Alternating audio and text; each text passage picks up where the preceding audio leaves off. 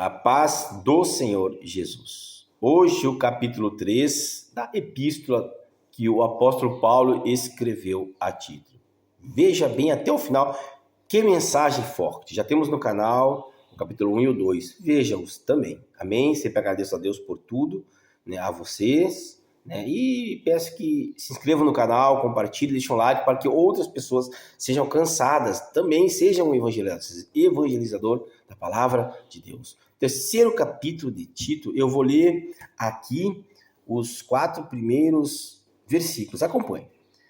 Admoesto-os a que se sujeite aos principados e potestades, que eles obedeçam e estejam preparados para toda a boa obra.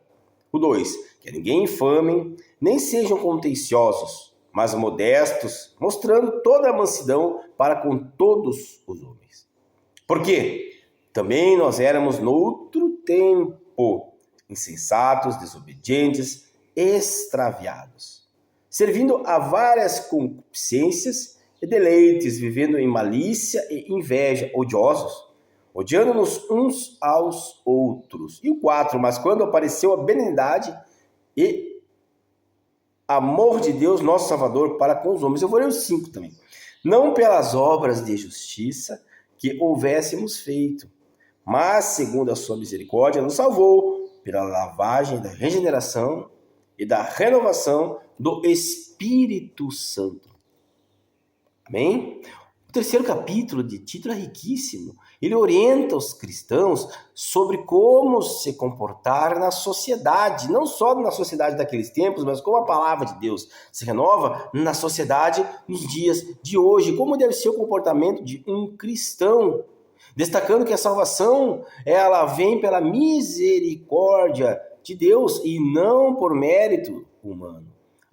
Incentiva também a prática de boas obras enquanto rejeita divisões e contenda. Vejam, outro tempo éramos insensatos, desobedientes, extraviados, servindo a várias concupiscências e deleites, vivendo em malícia, inveja, odiosos, odiando-nos uns aos outros, mas hoje modestos, mostrando mansidão, pleno de amor, compaixão para com os necessitados. É o que espera de nós o Senhor nosso Deus, que como nós cristãos, o nosso coração esteja voltado não mais às concupiscências carnais, aos desejos do mundo ou às coisas que não levam a lugar nenhum, que são ilusões, mas sim voltados ao amor, principalmente o amor a Deus sobre todas as coisas e o amor ao próximo como a nós mesmos, Amor ao próximo como a si mesmo, Abundantemente ele derramou sobre nós por Jesus Cristo, nosso Salvador. Então tudo isso, a misericórdia de Deus veio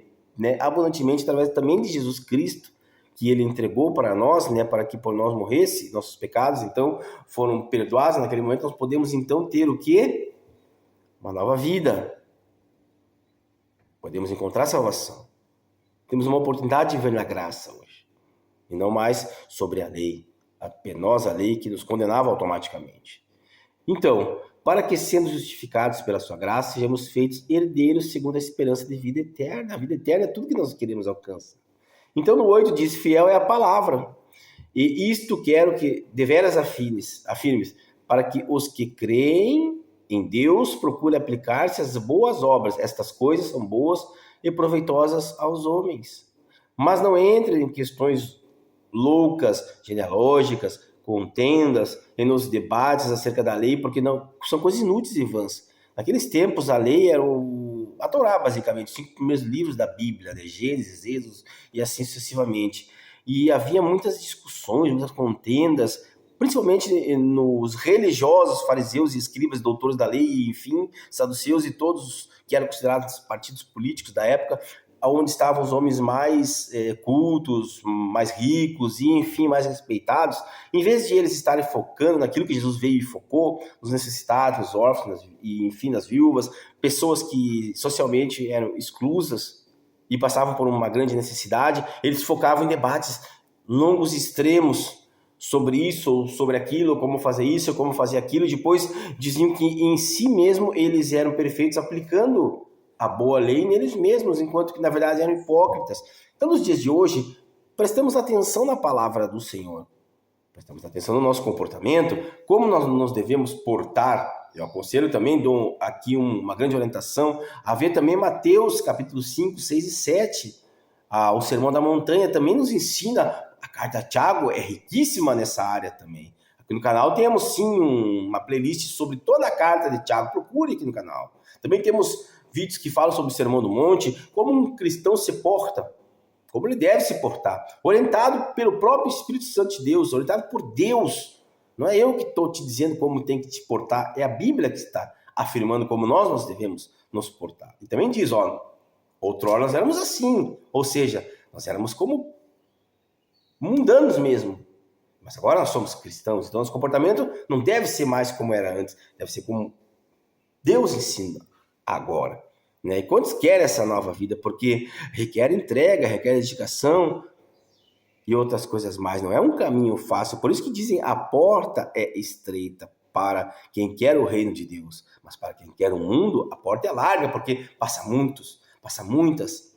E ali se perde na ilusão das coisas que o mundo oferece. Amém? Partimos para o final. Né? São recomendações particulares, são saudações, né? Que toda a carta que Paulo faz, ele termina assim.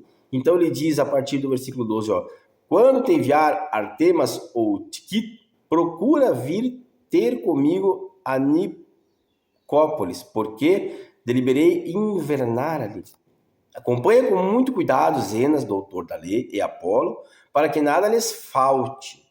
Né, o carinho, o cuidado, o zelo de um cristão para com outros, especialmente de um líder para com os seus subordinados, né? Cuide para que nada falte a Apolo, para que nada falte a Zenas, e ele cita doutores da lei, né? Ou seja, havia pessoas que conheciam muito bem a lei, mas que agora eram cristãos, estavam se convertendo, muitos estavam se convertendo, e muitos se converteram ali no livro de Atos dos Apóstolos também, logo no começo da igreja primitiva. E por que ainda hoje, né, alguns pensam que não haja possibilidade de conversão? Claro que muitos se convertem, né? Mas através da verdadeira pregação, da verdadeira palavra de Deus.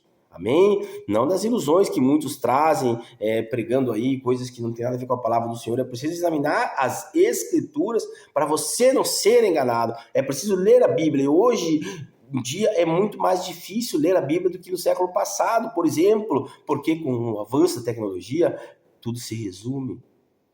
E pessoas querem coisas pequenas, não querem mais nada longo, e a palavra de Deus ela não é pequena, a palavra de Deus é do tamanho exato ao qual Deus quis que seja, e será assim para sempre. Então, simples resumos não dão por completo o que Deus quer passar, a mensagem que o Senhor quer passar. É preciso pegar, baixar a cabeça e ler a Bíblia.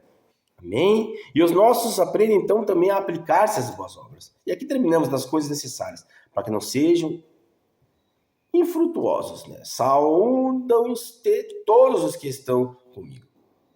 Saúda tu os que nos amam. Na fé, a graça seja com vós todos. Amém. Né? Um bom estudo, que Deus vos abençoe. Lembrando, leia toda a epístola com a direção do Espírito Santo de Deus e veja os 3 vídeos, amém? Para que você possa adquirir por completo, né, um entendimento dessa maravilhosa carta. E pregue a outras pessoas, amém?